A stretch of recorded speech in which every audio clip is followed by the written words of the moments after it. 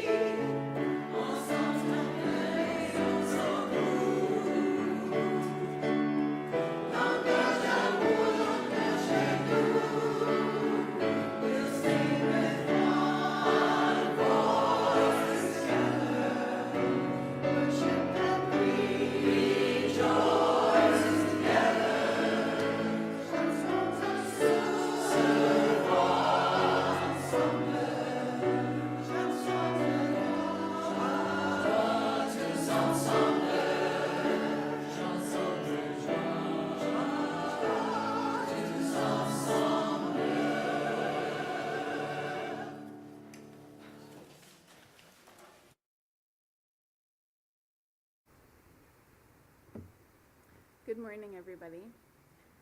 My name is Jenny Copes, and I run the kids program here. And for our Lighting the Chalice, I have a poem by Jennifer McLaughlin called The First Hint of Green. As the first hint of green begins to peek through the barren ground, as that little sprig grows into a healthy stem, as that stem grows into a stalk and forms a bud, as that bud slowly opens with each new day to form a yellow daffodil. Let us be like that first hint of green, renewed by the warmth of the sun's rays, and ready to emerge with a new energy, ready to face the day. We light this chalice to bring a glimmer of that warmth into our space. Please join me in unison as we read our mission statement. The words are up on the wall. To nurture each other, serve the community, and inspire action that heals the world.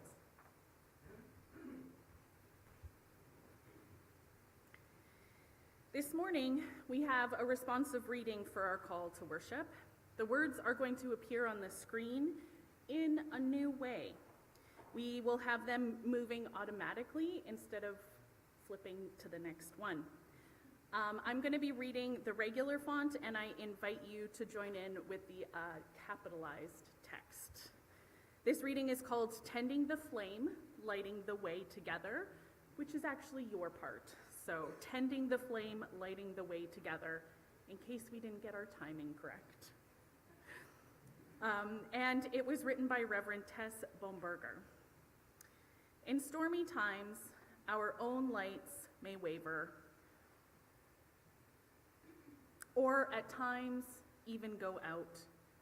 So we gather around the flaming chalice, the symbol of our faith, to kindle our flame once more. Lighting the way together. As siblings on this journey, we warm one another with our care, our tears, and laughter, sharing moments of comfort and celebration.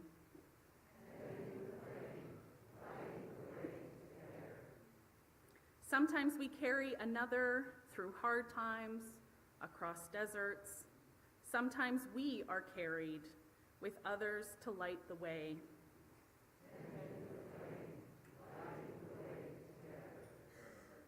We encourage one another to grow, feeding our spiritual lives and strengthening the bonds of our beloved community.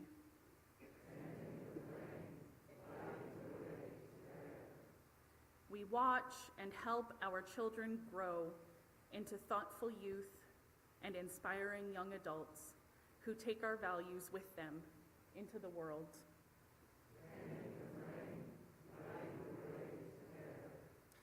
We find ways to work together to create a better world where everyone can shine in the ways of their own brilliance.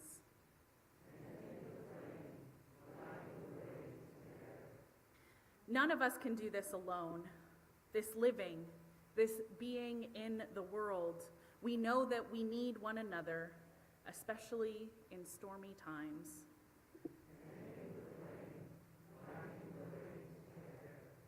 So we gather to kindle one another, one flame, which sometimes rekindles our own.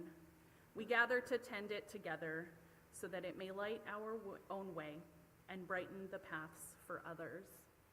Tending the flame, lighting the way together. And now let us sing together hymn number 188, Come, Come, Whoever You Are, in the gray hymnal if you'd like, or the words are on the wall. Wherever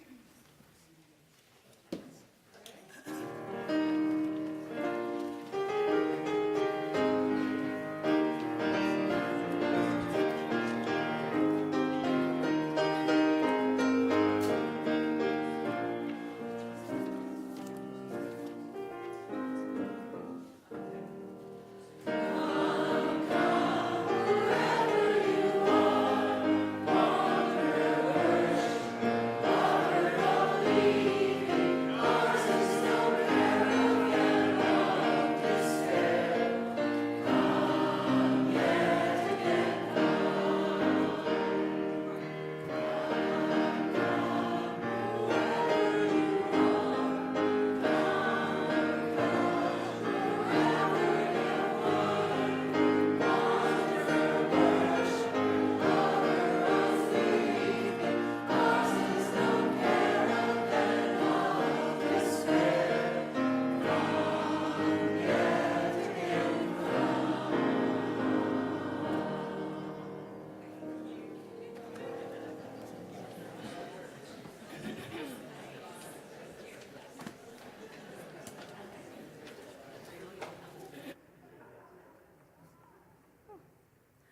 Good morning again.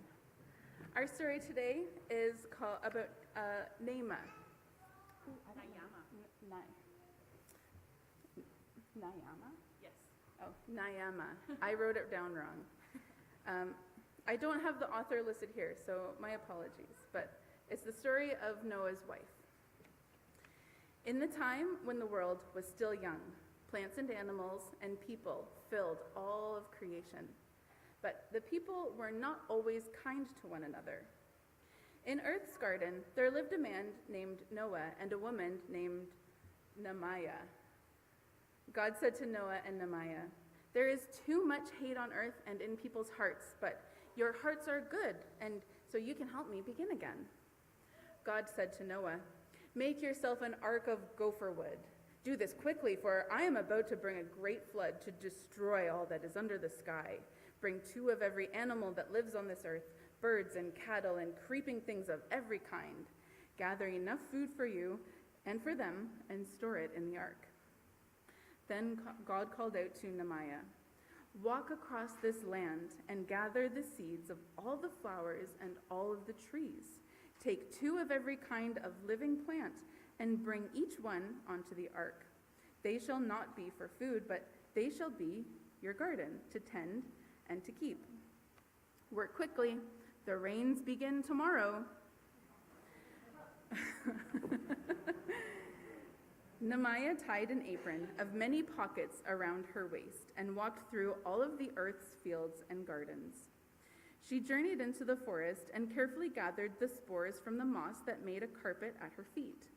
She placed them in the cool, deep pockets of her apron, away from the light of the sun. She came upon the giant redwoods. They carried their cones too high for her hands to reach. "God," called Naamah, "blow me a wind so that the redwoods will let go of their seeds and I may gather them." And just then a fierce howling sound blew through the forest, and soon at Naamah's feet were the cones of the redwoods. Naamah picked acorns from the oak trees and nuts from the pecans and pistachios. The winged seeds of the maples snapped under the gentle pull of her hands. She carefully lifted the seedlings of the cedar and the cypress, the persimmon and plum. She found every tree from, I didn't look up the pronunciation for this one. What is it? Acai? Sisyphus. Naamah walked into the fields right past the dandelions, pretending not to notice their feathery yellow heads sprouting over the grass. "Naamah," called God, "gather the seeds from every living plant." And Naamah knew that God meant the dandelions too, so reluctantly, she placed their seeds in her pockets with all of the others. But because Naamah had ignored them, God made certain the dandelions would cover the earth.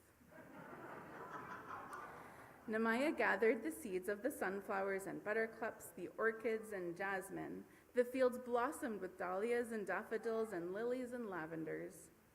She picked 2 of every kind and planted them in red clay pots to carry onto the ark. She collected all the flowers from the amaryllis to the zinnia. Tomatoes burst with seed and avocado pits rested in their green fruit. The fields were ripe with potatoes and pomegranates, oranges and okra, lima beans and lemons. Naamah carried large straw baskets to hold all the varieties of fruits and vegetables, everything from apples to zucchinis. When Naamah had collected the seeds and seedlings of every living plant upon the earth, she arranged every plant and seed, each in its special place on the ark, and then she made a sign that said, "Naamah's garden. These plants are not for food." Then the sun disappeared, lightning flashed, and thunder boomed. Dark clouds filled the sky, and rain poured from the heavens until the waters covered all the lime green aspens and the emerald green pines. Noah and Naamah looked out over the waters and were sad for all that was destroyed. For 40 days and 40 nights, the skies never brightened, and the rains never ceased. On the ark, Noah and Naamah cared for the lions and the leopards, the porcupines and the parrots, the opossums and the orangutans. Some of the animals liked to eat in the day, and others wanted to eat at night. Just as the squirrels closed their eyes for the evening, the owls hooted for food. There were as many sounds as there were animals on the ark. The coyotes howled, the snakes hissed, and the peacocks shrieked. The noise never stopped. Water was everywhere, but there was none for a bath. The smell of the animals filled the ark. At these times, Noah and Nehemiah would breathe the sweet aroma of the flowers and sit in the quiet of the plants that they called Nehemiah's garden, and they prayed for the rains to stop. After 40 days and 40 nights, a rushing wind rolled over the waters, and the rains ceased. The ark rested on the mountains of Ararat. When Nehemiah and Noah looked out the window atop the ark, they saw the black sky soften into shades of blue. Finally, the ground was dry and firm. 2 by 2, Noah led the animals from the ark. Some pranced, some flew, some slithered, and in this way they spread out again over the earth. Nehemiah carefully placed all the seeds and seedlings in the deep pockets of her apron. As soon as she set foot on the new land, Nehemiah knelt down, put her hands in the soft, moist earth, and made small cradles in which to plant. She placed downy tufts of milkweed seeds in her palms and held them up to the sky to let the wind carry them in all directions. Nehemiah took off her sandals and let her feet sink into the soft soil. She sighed with delight at the touch of the land. Morning gave way to afternoon, and Nehemiah worked without rest. As she patted the earth around a small raspberry bush, a dark red berry fell generously into her hand. The taste of ripened raspberry refreshed her. God saw all that Nehemiah had planted, and God said, "Because of your great love for the earth, I will make you a guardian of all living plants." For a single moment, God gave Nehemiah's eyes the vision to see into the future from one end of the earth to the other. She saw how the seeds were carried great distances and how they landed softly on the ground. And as God had promised, the dandelions were everywhere.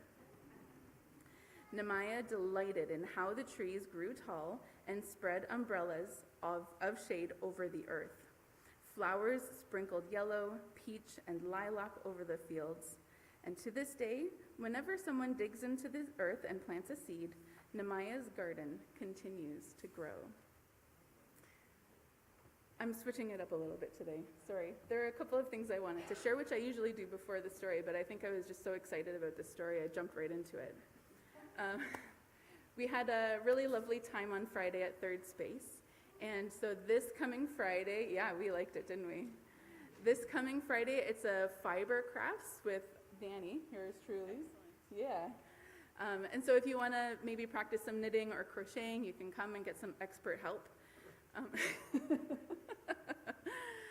So we're looking forward to seeing those of you who can make it there. And if you don't have a fiber arts craft you'd want to do, you can come and hang out and enjoy our potluck and community as well. The other two things I wanted to share, after the service today, I'm inviting the kids with me to the kids' garden to help water the plants because Sue and Ian Johnson did such a wonderful job helping us to plant all of our plants in the kids' garden, which you can see on the side of the building over there. So thank you. So please join us after the service to water the plants. And then, finally, in the auction for the families, I want to tell you specifically that there's an auction happening in our church now that has some really fun child and family-focused events. There's a picnic, a family picnic, as well as a birthday hike if you have a party that you want to go to. And there's a few other family-friendly options and items that you might be interested in. So you can check out the auction on our website, or the link should be in the ACE, the weekly newsletter that we send out. So please check it out and see if there's something that might interest you there. Thank you.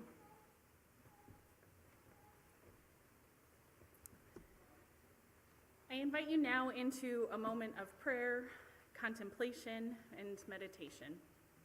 Please relax, close your eyes if that feels safe in your body, and breathe deeply. Following our reading, there will be moments of silence, followed by music. During the music, you are welcome to come up and light a candle of joy, sorrow, or gratitude. If you are able, I would encourage you to come up through the center aisle and return down the sides. However, if this presents a challenge, please come forward in any way that's easiest to you. And now words from Reverend Lynn Cox entitled A Web of Holy Relationship. Spirit of life, who draws us together in a web of holy relationship, make your presence known with us and in us and among us. Remind us that we are not alone in history. Ignite us with the courage of the living tradition. Remind us that we are not alone in entering the future. Anchor us with patience and perseverance. Remind us that we are not alone in our times of grief and pain. Comfort us with your Spirit, manifest in human hands and voices. Remind us that we are not alone in joy and wonder. Inspire us to honor and extend the beauty we find in this world. Divine music of the universe, let our hearts beat in diverse and harmonious ways, cooperating with an everlasting dance of love. May we move with the rhythms of peace. May we move with the rhythms of compassion. May we move with the rhythms of justice. Source of stars and planets and water and land, open our hearts to all of our neighbors. Open our souls to a renewal of faith. Open our hands to join together in the work ahead. So be it. Blessed be, and amen.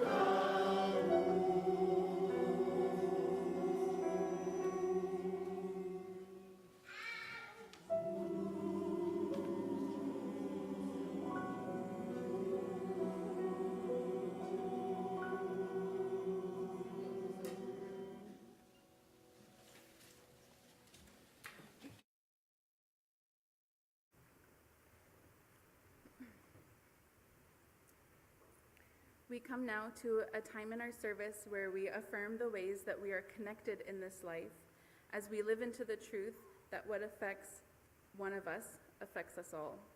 In the spirit of community care, let us open our hearts to one another and all that we hold sacred.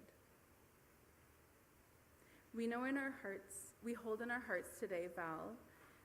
She shared that her brother Alan died last Tuesday, a couple of days after his 98th birthday. He was a lifelong Bell employee, rising to the union rep of all of the Niagara district employees. I'm so sorry to hear that, Val. Sometimes there are sorrows among us too tender to share, and we also hold those in this space today with the reminder that we are never alone. Alongside the struggles and sorrows of this life, we also have some joys to share. Milestones or blessings and celebrations of all kinds for which we are moved to give thanks. And this morning, we are delighted to share a joy from the Third Space team. And I'll just read what was written here. On behalf of the Third Space Cafe team, I want to say thank you to everyone who showed up to our first ever open mic night at Friday's Third Space Cafe. Thank you to everyone who performed on stage and to those who came by to watch and support us all. Thank you so much to the event organizers, Jesse, Jenny, and Jody, and a special thanks to all who shared their poems and stories and songs and performances with us. It was a really wonderful evening. And we celebrate all of the joys among us and rejoice in the happiness that flows through our community. The work of our church is never done, and it is always humming along. Sometimes this work happens in visible ways, and other times it is unnoticed, but all of this work is worthwhile and worthy of celebration. And this morning, we also share our gratitude to all of you who continue to make this community such a wonderful place of belonging and hope and community care. If you have a joy or a sorrow or a gratitude to share with the larger congregation, you can do so by clicking the link on our church's homepage online or by writing something in the binder at the side of the sanctuary. Sharing the tender moments in our life and witnessing one another is part of building the web of beloved community. And may we continue to hold space for this community care and to share with courage and vulnerability.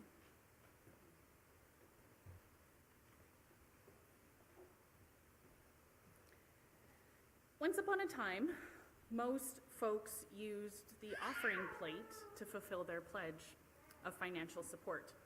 Nowadays, however, lots of folks click on the church website or set up automatic transfers from their checking accounts. Some people still write checks, paying their church bills along with all of their others.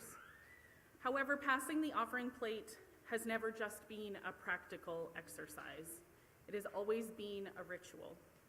Even if your pledge is paid up, it is worthwhile for you to bring perhaps even $1 to drop in the plate, and perhaps the change left over from your last coffee purchase, as a ritual reminder of the form of love that we call generosity. Let it be a reminder that after meeting our obligations to ourselves, our households, and the communities to which we belong and are committed to, we must still keep our capacity of generosity alive. The practice of giving, until it is second nature or first response, helps bring forth love, the kind of love that our world ought to be built upon. Let us now give as generously and with love while we listen to our choir.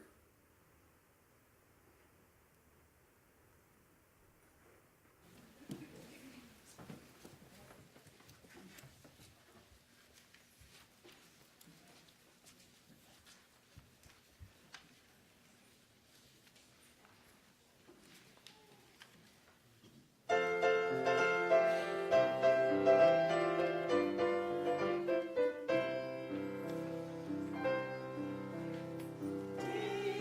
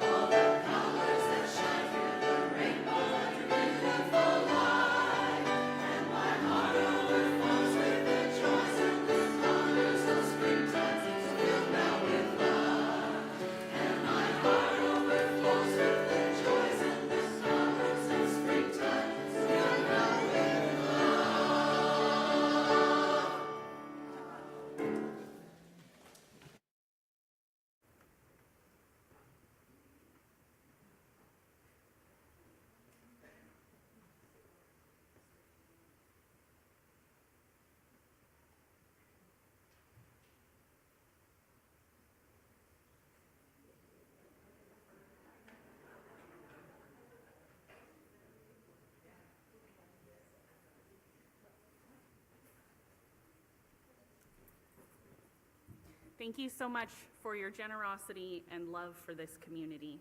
And Catherine Schuler is going to come up and tell you a little bit more about the auction.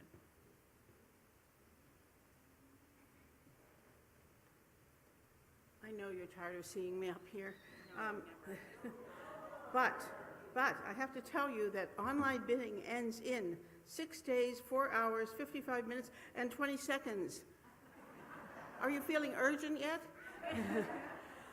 The auction is full of wonderful things, some of which have sold out, which is delightful, and many of which are available. I'm not going to list them all for you because you can look yourselves and see what they are and see how they fit into your life and your budget.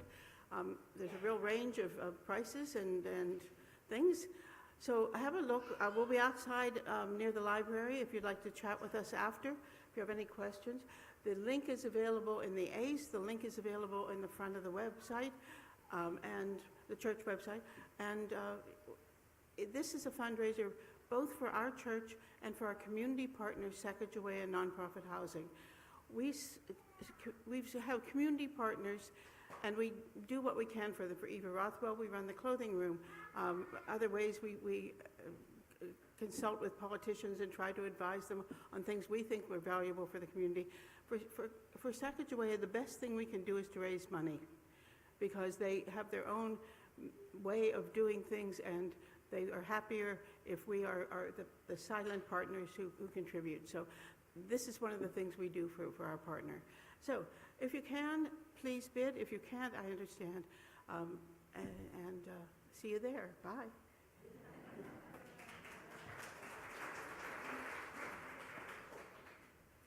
I will just add, as you are leaving church today, if you turn left out of the parking lot, Sacagawea is building just across the street down on the other side of the Shell, and that's the project that we are going to be supporting with our gatherings. So I think it's number 90. I saw Bill. Is it 95? Number 95 Dundurn. So they will be our next door neighbors soon.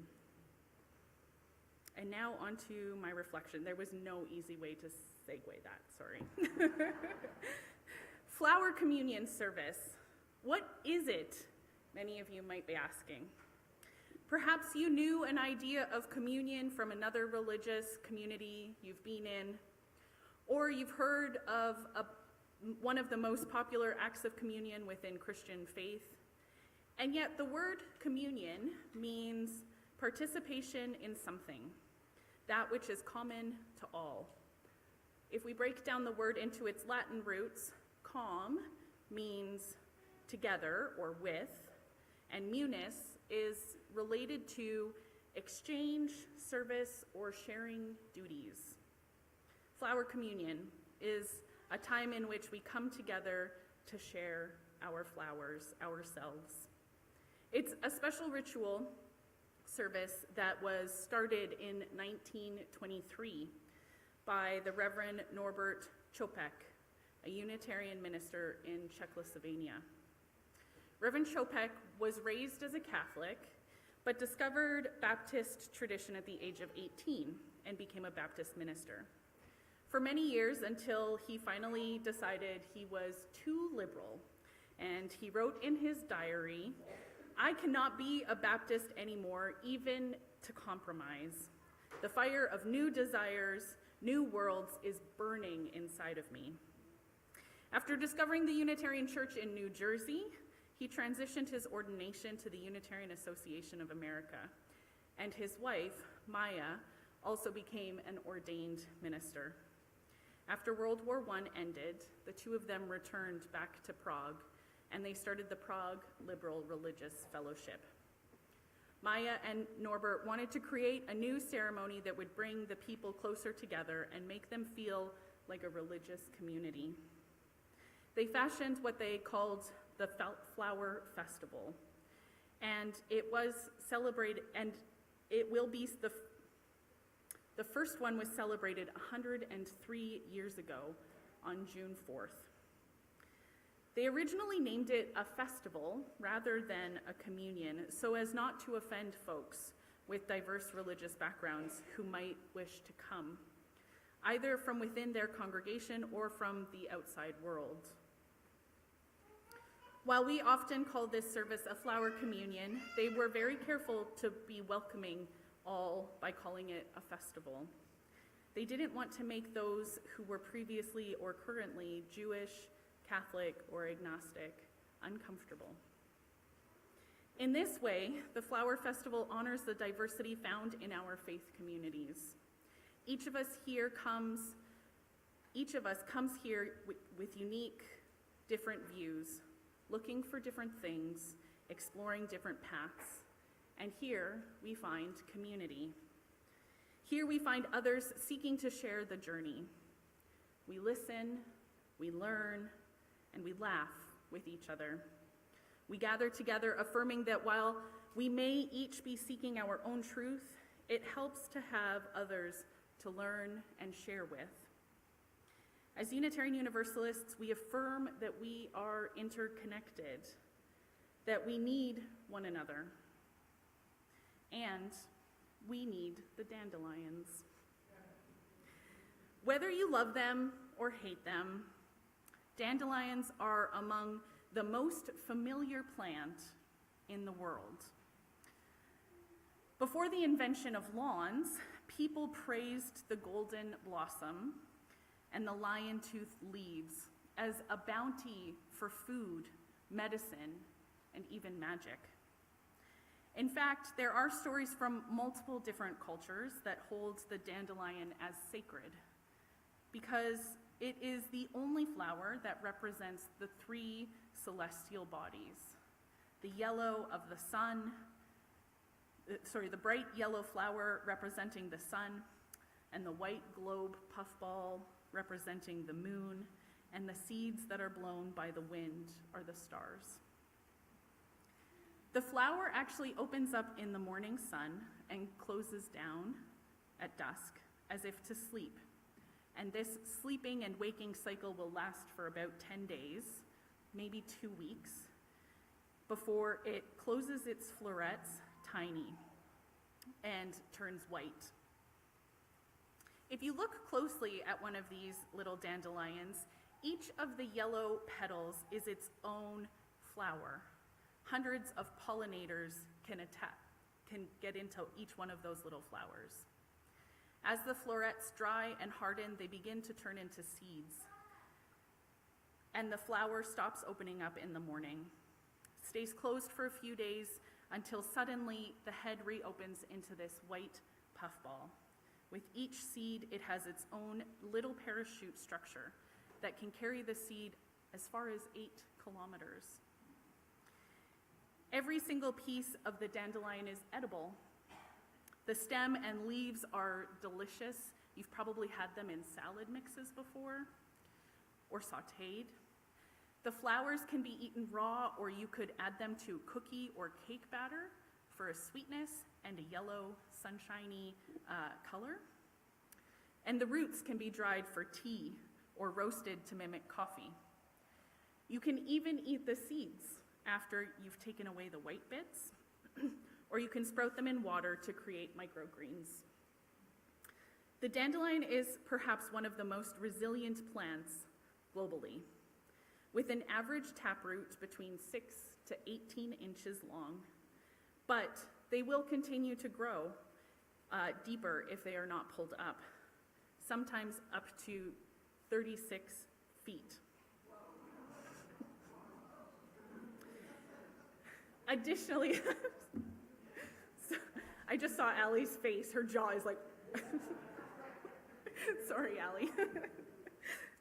Additionally, if a dandelion has its head cut off repeatedly, the stalk will grow back shorter and shorter to avoid the blades of your lawnmower. They are defiant.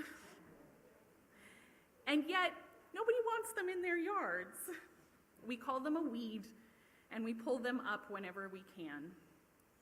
I even remember being a child and blowing on the seeds, mesmerized by the way that they flew off into the sky, only to have my parents chastise me for spreading such a frustrating plant. I've been thinking a lot about dandelions recently, having spent many hours in my front and backyard pulling them all up. and watching them take over every green space within the city. 2 weekends ago, while my best friend was visiting here from Calgary, we spent a lot of time in our backyard. They were still dealing with snow in Calgary when we had that heat wave a couple of weekends ago. Yeah, so we spent almost all of our weekend in the backyard. And it also had me remembering a lot about Alberta, the place that I have called home for most of my life.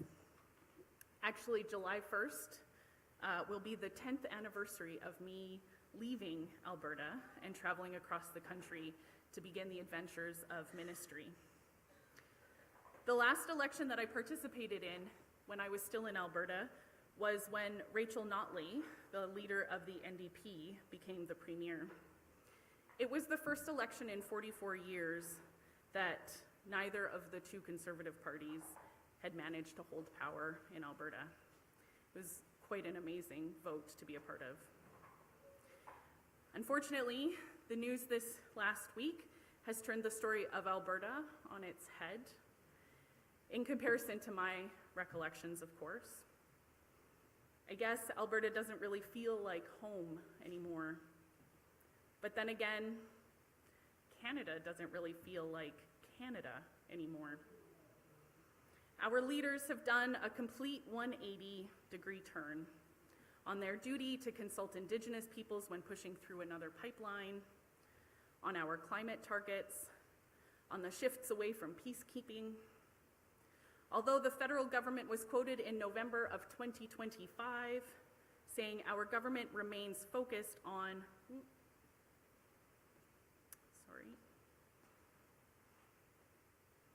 Our government remains focused on empowering Canadians by lowering costs, expanding opportunities, and protecting the vital social programs Canadians rely on, from childcare to dental care to pharmacare. In November of 2025, that's what they were saying. In their spring 2026 economic update, they cut additional funding to pharmacare deals. And they cut the Canadian health transfers by more than $1 billion for the 2026-27 budget. Global News published an article on May 20th by Sean Pavil about food insecurity and the costs of living. In it, he writes, a family of 4 on minimum wage in a 3-bedroom apartment is using 71% of its income on housing and food.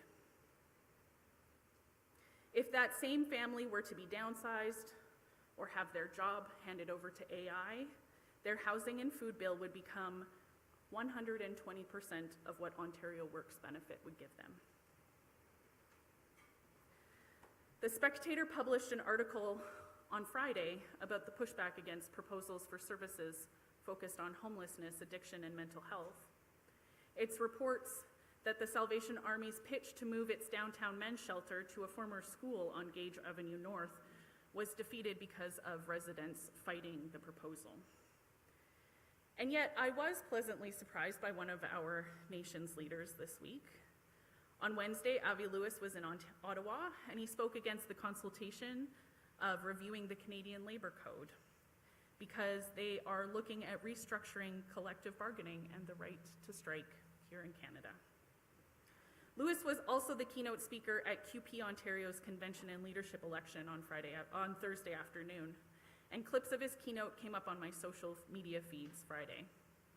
In his keynote, he spoke about how the federal government is using the shock doctrine to push through many of these changes, and he quotes Naomi Klein's idea of this strategy called disaster capitalism in it.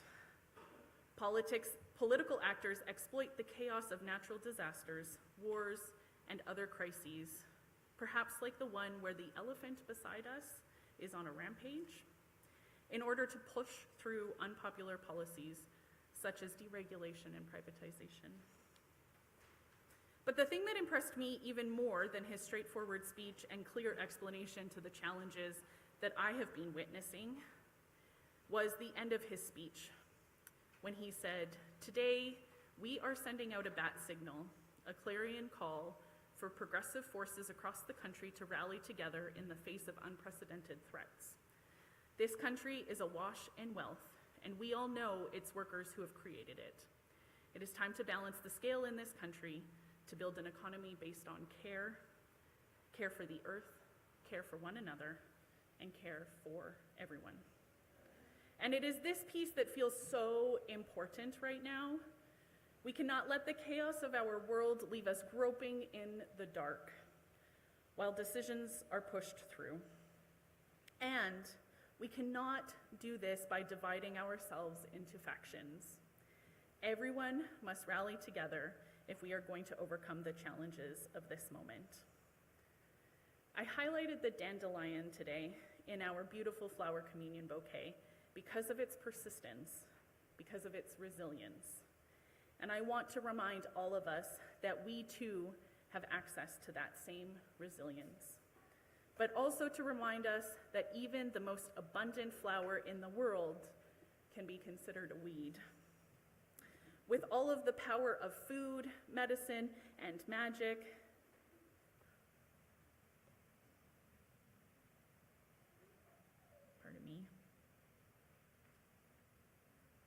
with all of the power of food, medicine, and magic held within the green, yellow, and white of this tiny little plant, society will tell us to rip it out and throw it away. Dig it out so it won't destroy the uniformity of our lawns or of our bouquets. They are always going to be flowers that we don't want. There are always going to be flowers that we don't want, that we don't like. And whether we like to admit it or not, there are always going to be people that we don't like, that we might not want in our community, that we might struggle to be in relationship with. There are always going to be dandelions. There are always going to be individuals that you don't agree with. But if we live a life of compassion and care for one another and the earth, then perhaps we can see a world where every person is welcome and encouraged to bloom. I would now like to have the children and volunteers come forward. They are going to hand out the flowers to everybody, and I would ask that you accept the flower that you are given. You might have a favorite, but whatever it is that's handed to you, please hold on to it. And after the flowers are distributed, we will have a moment to bless them together. You can take the vases.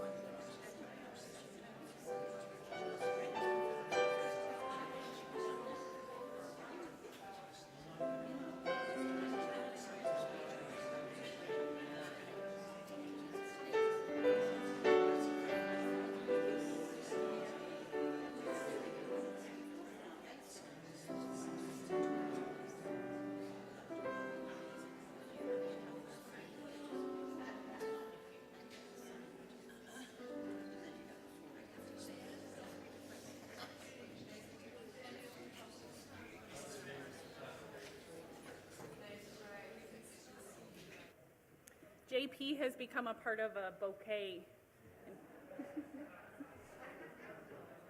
Camouflage, I see.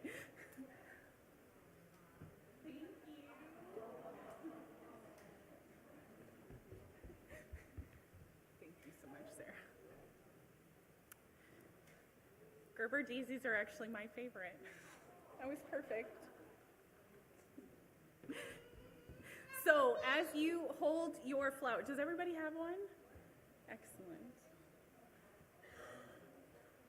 As you hold your flower given to you by another member of this community, let us contemplate these words together by Reverend Tess Bomberger. Excuse me. We all have those days of no flowers, just weeds. You know the kind that I mean. The days when the trials and tribulations seem most present. The days when the commitments we make exceed the time we meant to give. And yet, it is all such good work, and there is more to do. The days when someone is snarky and we snark right back. The days of our own mistakes that we cannot admit to ourselves. The days of criticism we take too much to heart, ignoring all previous and future praise. The days when we simply cannot summon compassion for those who push our buttons, no matter how hard we try not to let them do so. We all know those days of no flowers in our lives, when the weeds rise up and seem to choke out the beauty. Then there are the days of more flowers than vases can hold. You know those days, the days of fun and productivity, the days where toddlers run around our sanctuary. Where creativity is queen in loving and thoughtful ways, days when everything flows, the days when people treat one another gently, even when someone is snarky, even if it's you.